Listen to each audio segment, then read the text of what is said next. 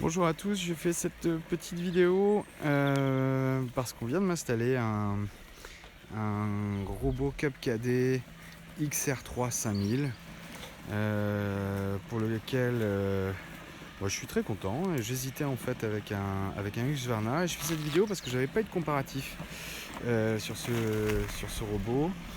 Celui-ci franchement fonctionne très bien, vous l'entendez là.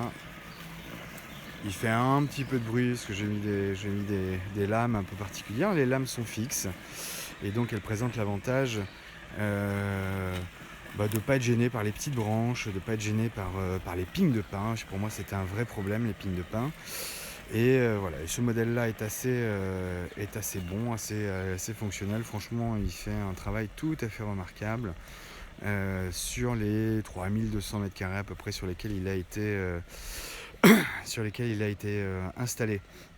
Alors, il est donné pour 5000 m², sauf que 5000 m², c'est quand le jardin est carré. Et le mien ne l'est pas du tout. Justement, je vais vous montrer un petit peu ce qui était intéressant. Mais voilà, si vous avez la chance d'habiter en Normandie, c'est Robomo, non, pardon, Oborobo qui me l'a installé. Voilà, super service après-vente, super conseils techniques. Ils sont disponibles.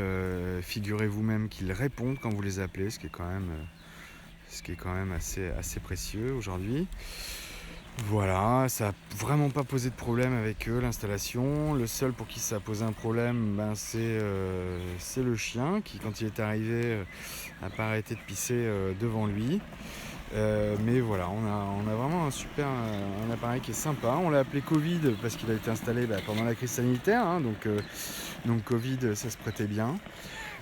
Et, euh, et Covid, il fait le taf, quoi. Il fait le taf et il me fait gagner à peu près 5h30. J'avais 5h30 de tonte. Écoutez, il m'en fait gagner 3h30. Voilà, il me reste une heure à tondre, une grosse heure, hein, allez, que je fais avec plaisir, mais on va sûrement augmenter un petit peu sa surface de tonte parce qu'il s'en sort très bien. Il a été programmé pour fonctionner du lundi au samedi. Et très franchement, le jeudi dans l'après-midi, il a terminé de tondre. C'est 2 cycles, hein, il est sur un cycle moyen, donc il fait 2 tondes par semaine. Et donc là, il y a 3 jours où ça n'a pas été tondu, du coup, puisqu'il reprend son cycle. Et voilà, il fait vachement bien le travail, quoi. Vachement bien le travail. Donc là, je l'ai mis sur cette petite partie où il va moins d'habitude. Et comme je voudrais pas qu'il se laisse dépasser, on est sur quelque chose d'un peu plus sur une marche un peu forcée ici. Je vais vous montrer le reste du terrain. Voilà, ils tond ici. Ça a été divisé donc en 5 zones, une zone principale plus 4 autres zones. Alors il va pas partout dans tous les fonds parce qu'il reste des souches, le terrain n'a pas été il a été préparé, mais bon, enfin j'aurais pu faire mieux. Voilà, ici c'est un roncier que j'ai fait sauter. Mais il fait un travail qui est vraiment sympa. Voilà, vous voyez, le terrain est loin d'être parfait. Ici j'avais un regard pour un drain, et bien j'ai remis la terre, c'est comme ça, et tout va bien. Vous voyez, vraiment c'est chouette, il tombe vraiment partout. Il y va, il fait vraiment le boulot, quoi, comme il faut, quoi. Il est programmable sur toute la semaine. Vous pouvez régler les heures indifféremment, et puis vous avez la possibilité aussi via l'application donc d'optimiser tous ces réglages évidemment, mais vous avez la possibilité aussi de l'arrêter. Et pour moi c'est particulièrement important puisque j'habite en bord de Seine, et qu'en bord de Seine, eh bien 2-3 fois par an j'ai la Seine qui s'invite dans le jardin, vraiment sur toute la moitié là que vous voyez là. Voilà, j'en ai jusque là, et donc c'est important qu'il s'arrête, le robot, Parce que s'il est étanche à la pluie et qu'il s'arrête, il a un détecteur de pluie qui fait qu'il s'arrête quand il pleut trop fort, eh bien il n'est pas insubmersible. Donc c'est important de l'arrêter. Voilà, sa base est ici. Sa base est ici. Et c'est impeccable, il fait un cycle de un peu moins de 2 heures et il fait un peu moins de 2 heures de recharge. Voilà, non, c'est vraiment, vraiment sympa.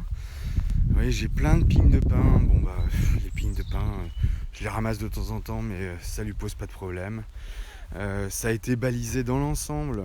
Et puis, il y a des arbres comme cet acer ici voilà, que j'ai balisé avec 3 rondins, ce qui est assez correct. Ça convient. Pour le reste, franchement, il s'en accommode. Vous voyez, les pignes de pin, elles sont là, il y en a partout. Et ben, il s'en accommode très très bien. Il s'en accommode très bien. Et voilà, là, cet arbre-là, ici, ce petit acer, a été îloté, hein, il y a beaucoup d'îlots. Et puis les autres, celui-ci par exemple ne l'est pas. Ce cornus là, le métaséquoia derrière l'est pas non plus. Cet acer au milieu ne l'est pas non plus. Et franchement, ça lui pose pas de problème. Alors vous voyez là, c'est des taupinières, hein, que j'ai gratté un peu avec le temps. Et puis un peu d'huile de coude. Et voilà, ça fait pas un terrain parfait du tout, loin de là. Mais franchement, ça convient. Et voilà, donc je voulais juste vous dire, voilà, que avec un bon conseil, genre Hobo Robo par exemple, si vous avez la chance encore une fois d'habiter en Normandie, et un budget d'environ 4 000 €, un peu moins de 4 000 €, eh bien vous avez moyen de vous acheter du temps tranquille, en toute sécurité, avec une autre marque qu'Husqvarna. Husqvarna d'ailleurs a fait un test qui le donne second, cette marque-là, ce robot-là. Et voilà, donc j'étais pas hyper confiant parce que l'idée c'était vraiment de ne pas être embêté. Écoutez, jusqu'à présent, il fait le job, il le fait très bien même. Et donc pour moi, voilà, c'est très satisfaisant. Et bien voilà, si ça peut aider des gens, je suis ravi. Au revoir.